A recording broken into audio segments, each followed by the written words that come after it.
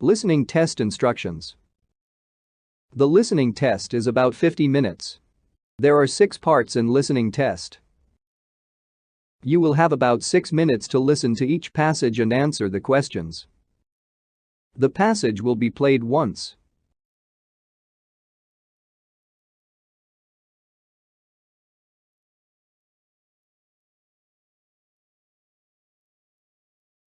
Hey, you look concerned. What's on your mind? The final exam. I'm not fully prepared yet. Well, don't worry too much. You still have 3 days. Yeah, but 3 days will fly past in a wink. Well, you still have time to cram things in your brain anyway. Question 1. Why is the man looked worried?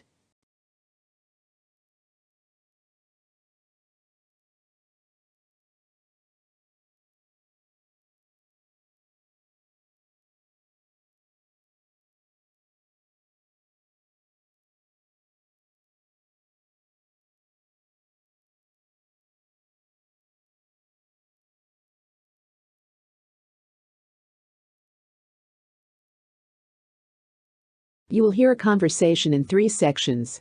You will hear each section only once. After each section, you will hear 2 or 3 questions. You will hear the questions only once. Choose the best answer to each question.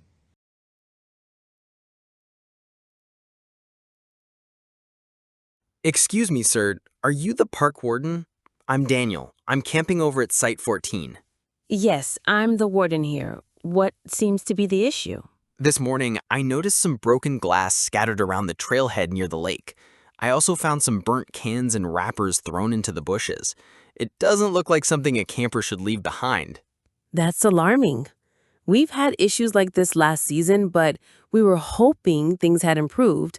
Did you see anyone nearby when you discovered the mess? Not directly. I did hear voices late last night, around midnight, but I couldn't tell where they were coming from. Sound carries strangely around the lake. That's concerning. Littering and unsafe behavior like burning cans could be dangerous to both wildlife and visitors. I'll need to check it out immediately. I was thinking the same. I also saw a squirrel with something shiny in its mouth, possibly from the trash. That's not a good sign, right? Not at all. Thank you for reporting it, Daniel. Let's walk over to the site so I can take a proper look. Why was the warden surprised by Daniel's report?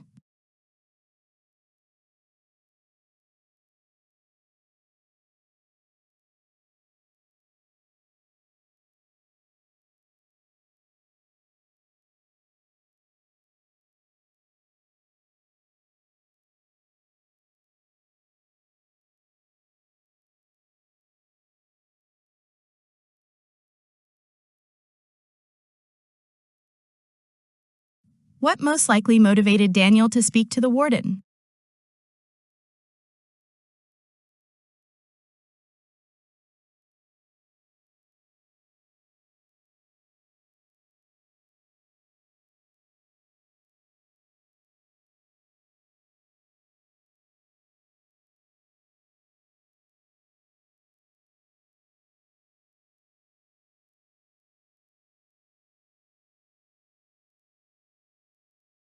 Why might the sound of voices be difficult to trace near the lake?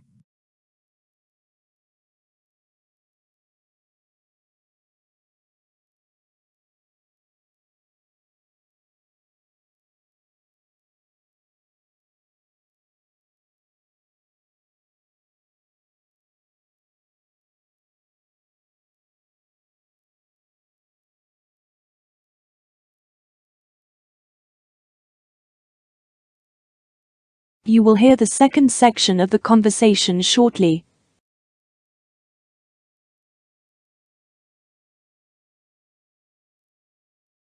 This is worse than I thought. The fire pit here is completely outside of the designated area.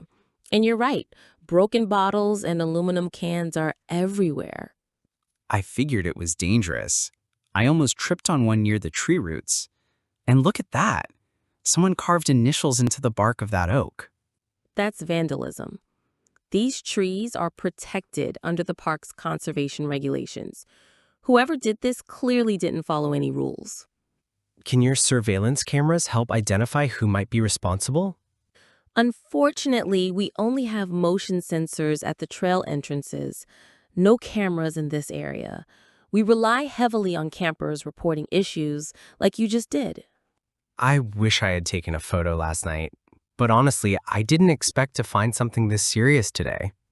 No worries. You've already helped more than most. I'll take photos and log the damage. I'll also alert the ranger team to keep an eye on the surrounding sites. Should we inform the other campers? Maybe someone else heard something useful. Good idea. I'll organize a quiet check-in with nearby sites. Discretion is key. We want cooperation, not confrontation. What underlying risk does Daniel highlight when discussing the litter?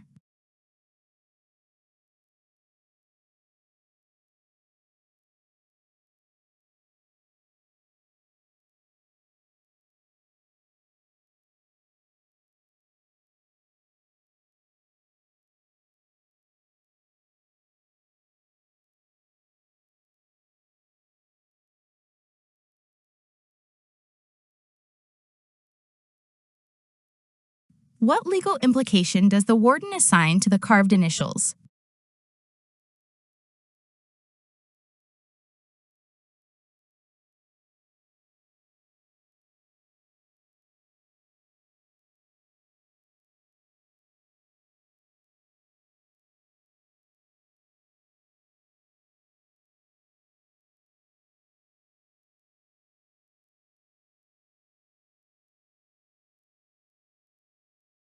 What does the lack of surveillance suggest about incident tracking?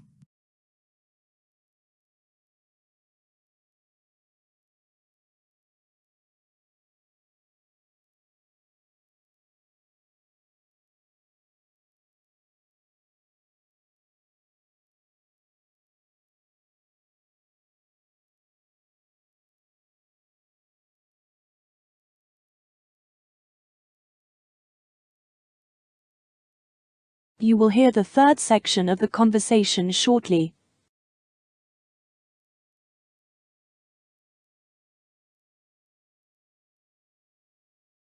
I'd be happy to help out if you need an extra pair of hands.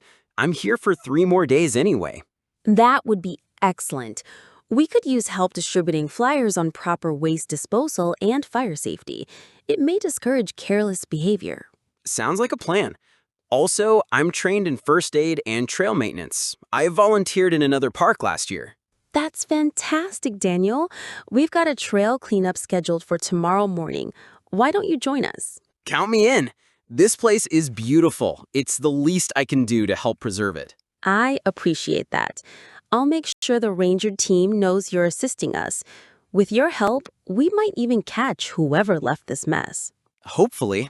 And if I hear anything unusual again tonight, I'll take notes or record audio if possible. Smart thinking. You've shown real responsibility. If more campers were like you, we'd have fewer problems to solve. Thanks. Honestly, I just want to enjoy nature and make sure others can too, without stepping on broken glass. Well said, Daniel. Let's get to work. What can be inferred about Daniel's previous experiences?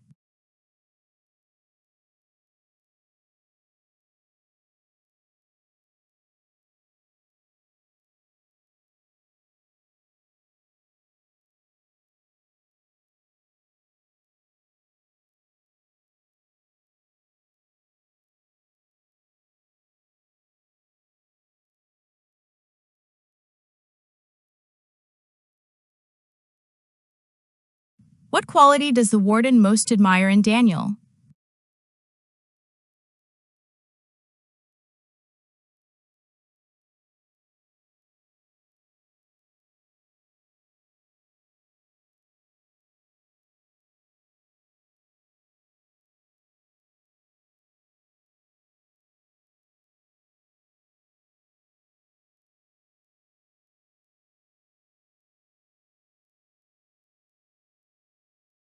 You will hear a conversation followed by 5 questions. Listen to each question. You will hear the question only once. Choose the best answer to each question.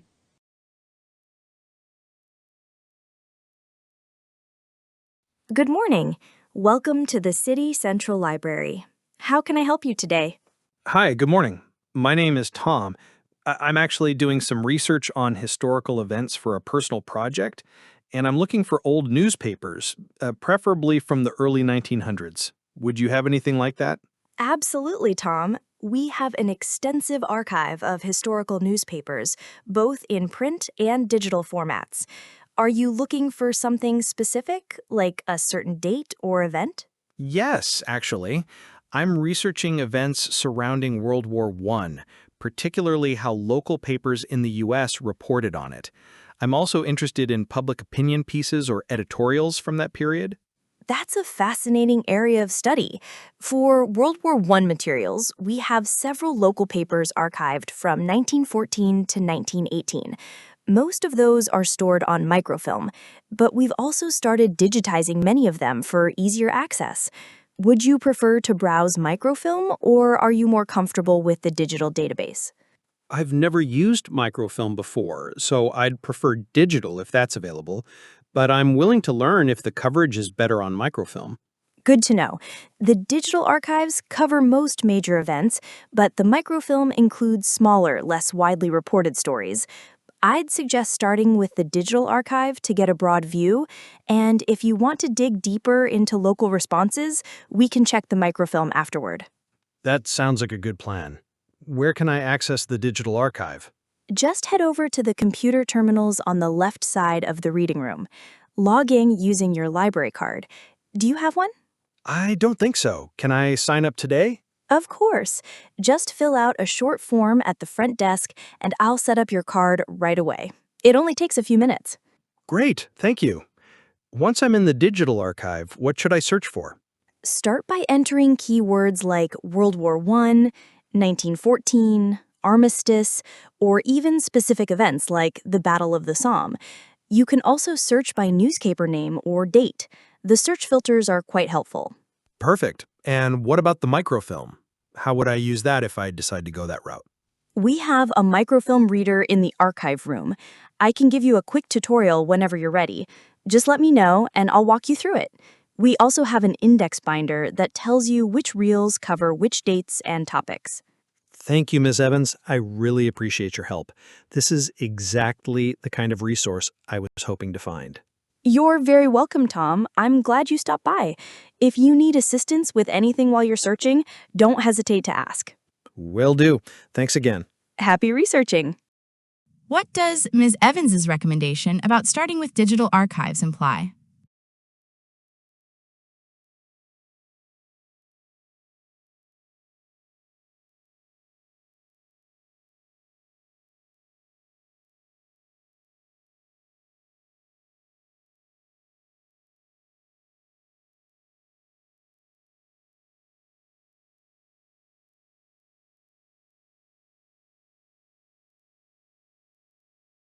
What can we infer about Tom's research goals from his focus on editorials?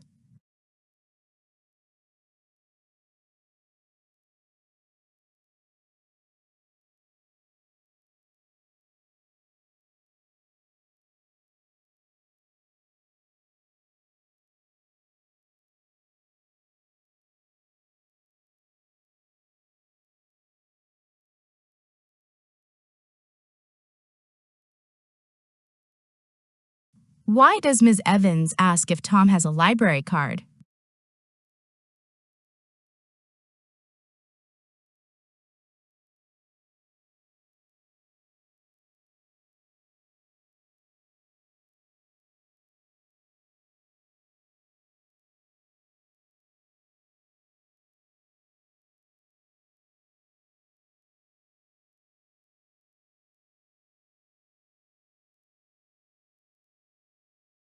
What does the librarian's attitude toward Tom's research indicate?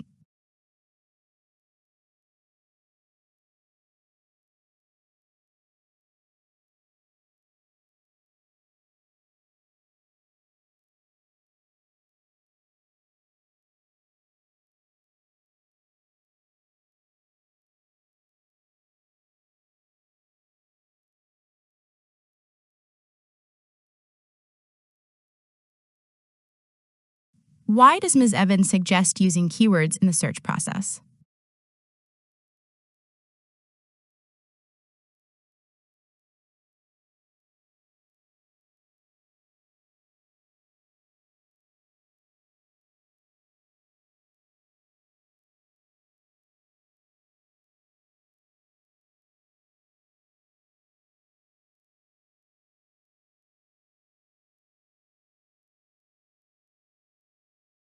You will hear a conversation followed by 6 questions. Listen to each question. You will hear the question only once. Choose the best answer to each question.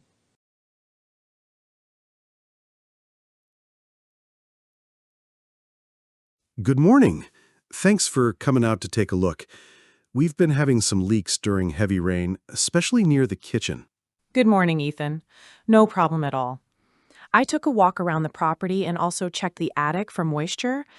Based on what I saw, your shingles are curling and a few are missing entirely. The leak over the kitchen seems to be coming from compromised flashing near the chimney.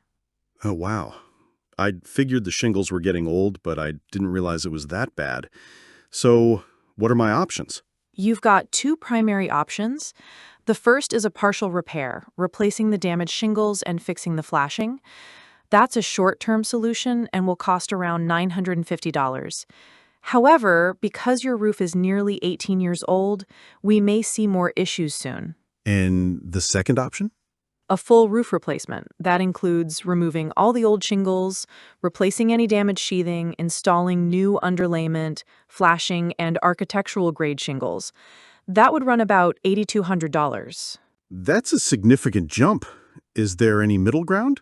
Well, we could reshingle just the rear slope, where most of the damage is. That would be about $3,400.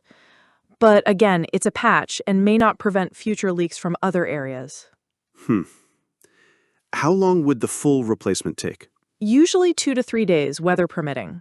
We also include a 15-year workmanship warranty, and the materials have a 30-year manufacturer warranty. That's reassuring. And you'd take care of disposal of the old materials? Yes, we bring a dumpster and clean up thoroughly each day. No debris left behind. Do you require payment upfront? Just a 25% deposit to schedule. The rest is due after completion and your final inspection. That seems fair. What about color options? I brought a sample board with the available shades. Most homeowners go with charcoal or weathered wood. It complements most exteriors. I'll have to talk it over with my wife, but I'm leaning toward a full replacement. Could you email me the detailed estimates? Absolutely. I'll send those over this afternoon. Let me know if you have questions once you've reviewed them. Will do. Thanks again for coming out today and explaining everything so clearly. My pleasure, Ethan. Looking forward to hearing from you soon. Why is the partial repair described as less ideal by the contractor?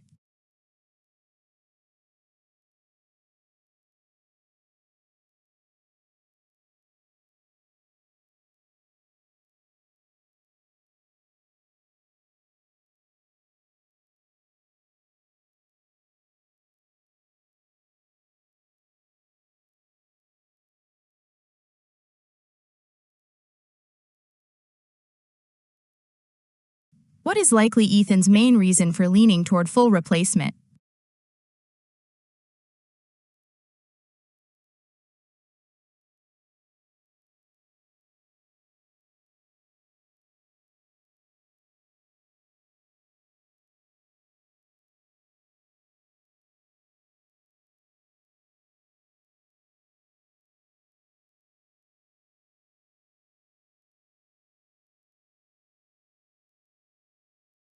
What can be inferred about the contractor's approach to cleanup?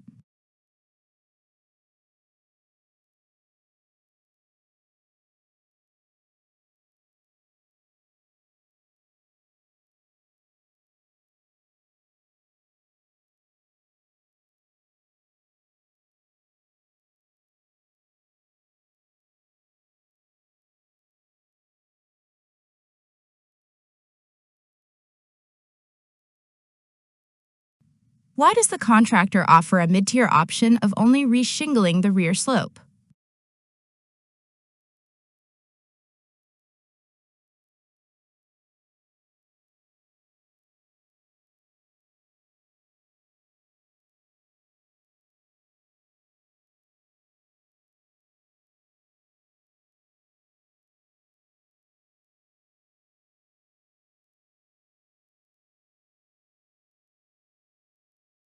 What does the 25% deposit primarily signify?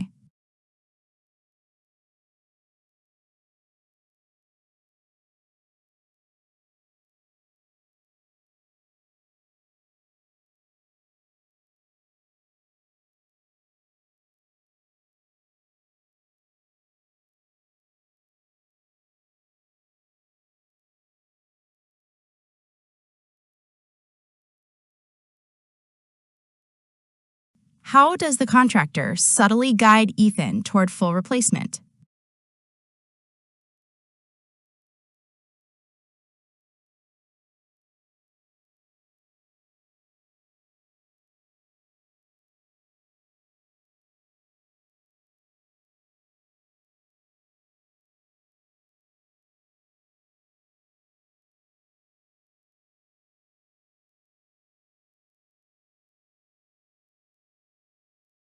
You will hear a news item once. It is about 1.5 minutes long. Then 5 questions will appear. Choose the best way to complete each statement from the drop-down menu.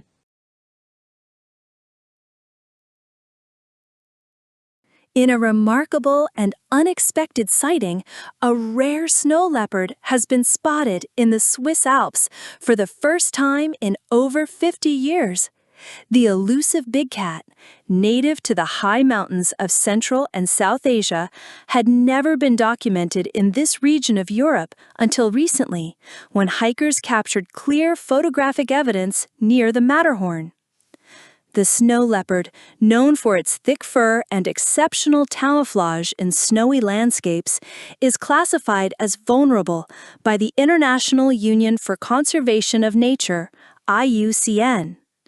Its population has been steadily declining due to habitat loss, poaching, and climate change. This sighting in the Alps, an area not traditionally recognized as part of its natural range, has surprised conservationists and sparked considerable interest among scientists.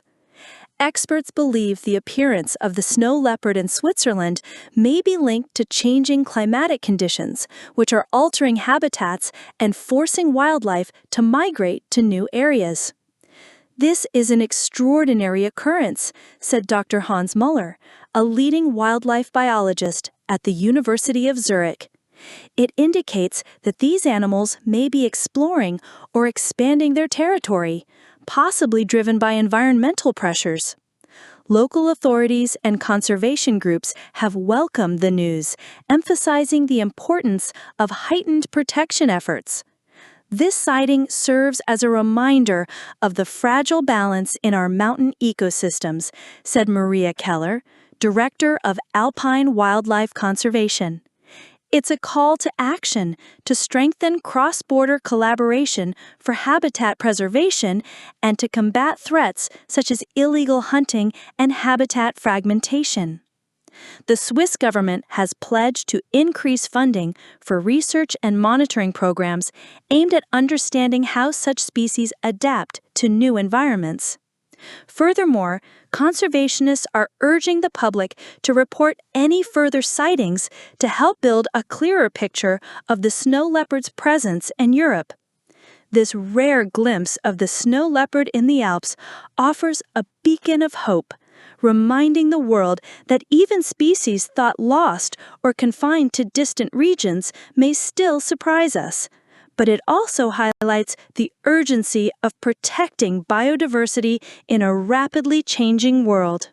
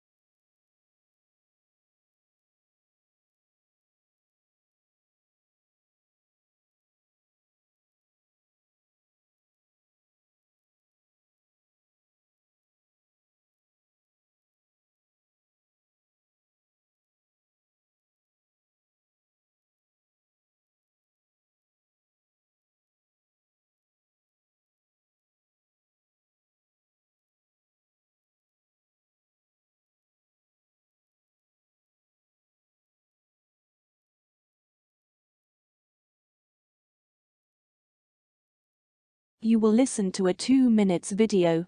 Then 8 questions appear. Choose the best way to answer each question.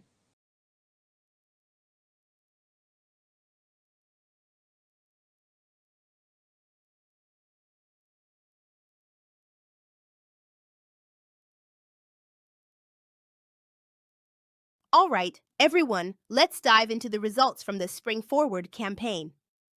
I've looked over the initial numbers, but I want to hear your thoughts first. Alex. Emma?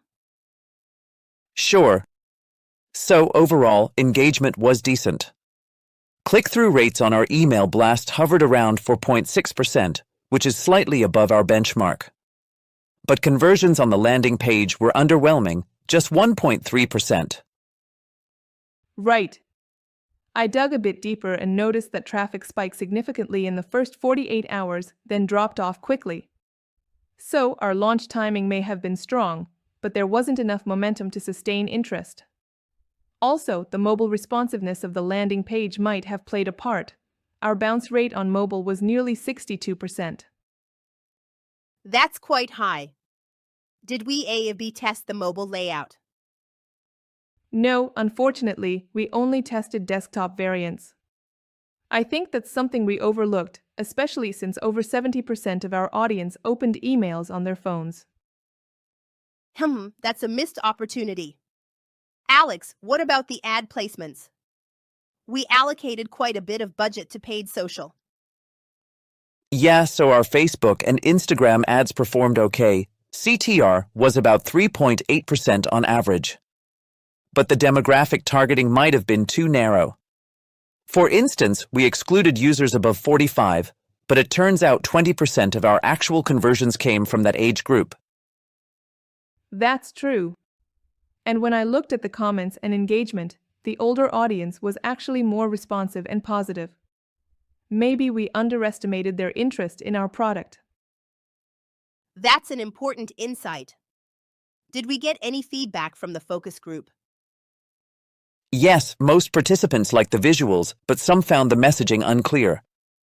The phrase "spring forward" was interpreted literally by a few, like it was about clocks changing, not a fashion promo. Exactly. The pun might have been clever internally, but externally, it led to mixed interpretations. So let me summarize. We had a strong start but lacked follow-through. Our mobile experience needs optimization. The ad targeting could have been more inclusive, and our core messaging wasn't as clear as we assumed. Agreed? Absolutely. Absolutely. Great. Let's take these lessons into the Summer Breeze campaign. And this time, let's make sure we include mobile testing, broader AAB segments, and maybe test the campaign title with a micro audience before launch.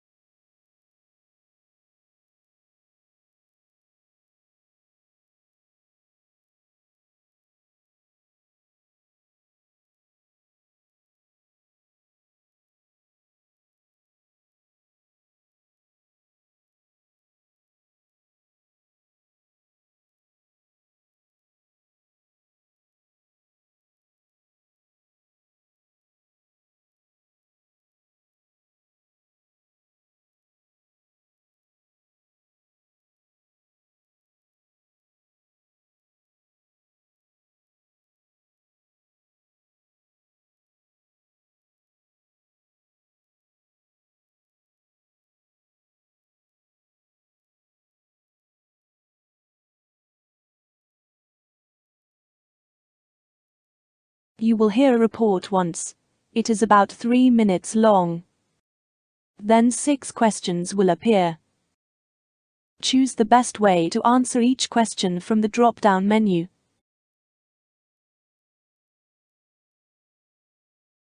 In recent years, the presence of surveillance cameras in public spaces has grown significantly, sparking a widespread debate on privacy, safety, and personal freedom.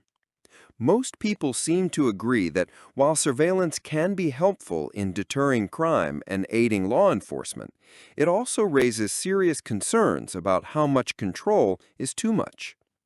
The expansion of surveillance is often seen as a double-edged sword, promising protection but potentially eroding civil liberties. Supporters of public surveillance argue that cameras in places like train stations, shopping malls, and city streets help deter criminal activity and assist police in tracking down offenders. They believe that a visible surveillance system can prevent theft, vandalism, and even acts of terrorism. Many citizens also feel reassured knowing that public areas are being monitored, especially in urban environments where crime rates can be high. From this perspective, surveillance contributes to a sense of security and can even improve emergency response times. However, the same people also express reservations about how the collected data is used, stored, and who has access to it. A common concern is the lack of transparency around surveillance programs and the fear that these systems might be abused for non-criminal purposes, such as monitoring political protests or tracking everyday behavior without consent. There is a shared unease that as technology advances, facial recognition and AI-driven monitoring could lead to an invasion of personal space and autonomy. The prevailing opinion seems to call for a balanced approach, one where surveillance is used responsibly, with clear guidelines and oversight. People generally support its use when it serves public safety, but want to ensure it does not infringe on basic rights or become a tool for mass control. As cities continue to install more surveillance systems, the public increasingly demands accountability and ethical standards. In essence, while most agree that some level of surveillance is necessary in modern society, they also believe it must be implemented with caution, respecting both safety and freedom.